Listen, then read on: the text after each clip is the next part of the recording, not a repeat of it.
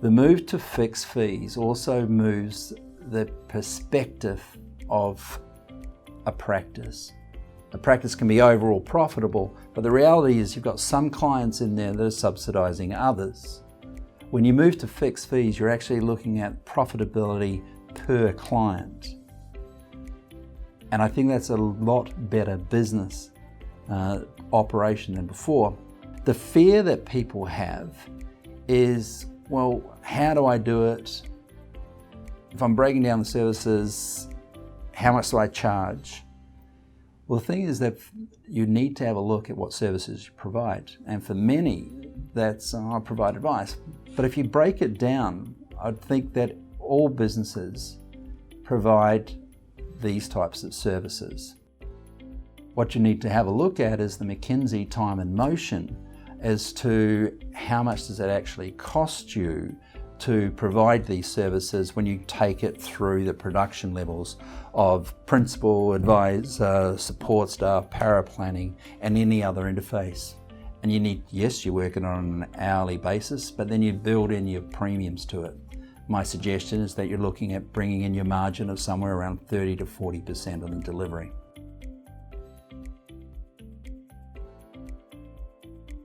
Significant changes coming, but again, I don't think it's bad.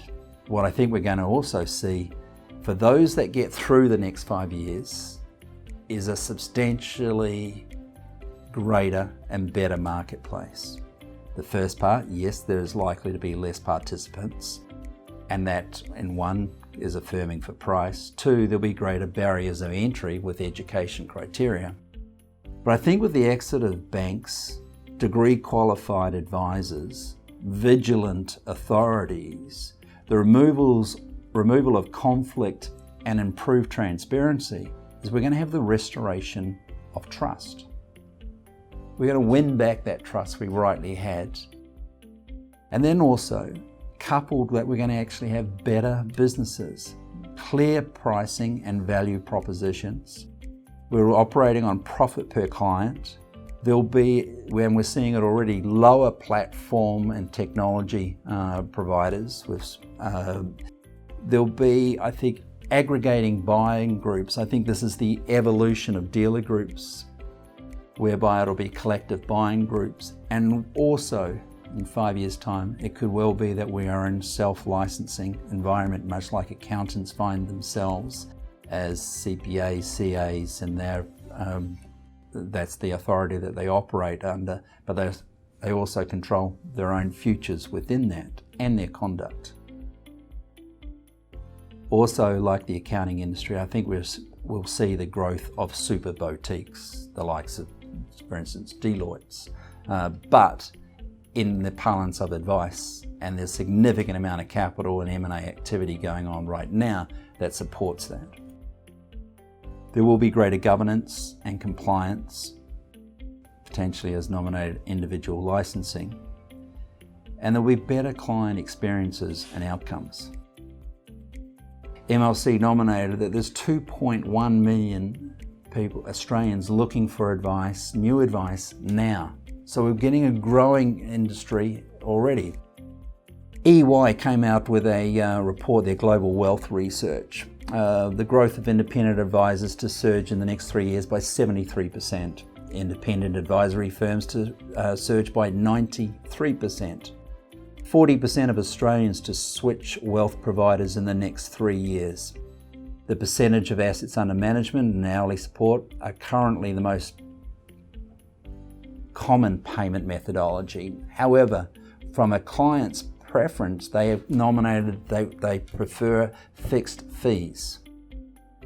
Within this report, they also nominated 71% of Australian consumers nominated transparency as a significant requirement.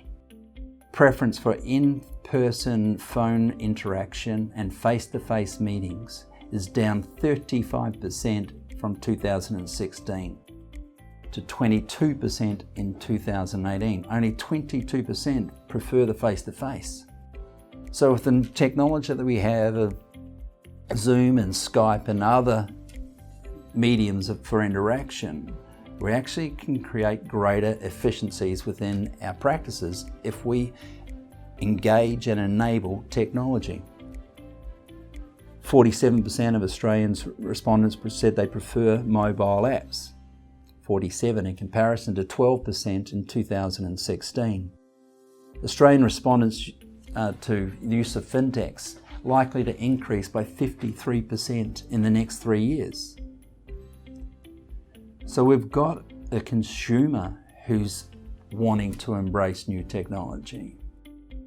We're re-engineering our businesses, and when they need to be more profitable, the only way we can do that is by technology. But our clients want to see this new technology coming through.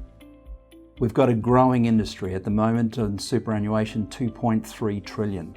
In 2027, it'll be 4.8 trillion. There's 3 trillion of multi-generational wealth transfer that's about to happen beyond the next 5 years and beyond. We have never had the proliferation of technology and choice as we have now. We've never had a greater moment in history to change, but be able to change and deliver greater outcomes. In summary, I am concerned for certain sectors of our advisory community. I am concerned that there is a significant amount of change. The current revenue streams are under threat, but I'm confident that we can and will once again face these changes and build better outcomes for our clients and for the practices overall. I'm confident about the future. It's just this interim period where we need to focus on what needs to be done, not ignore it, accept it, and in some ways, embrace change. Thank you.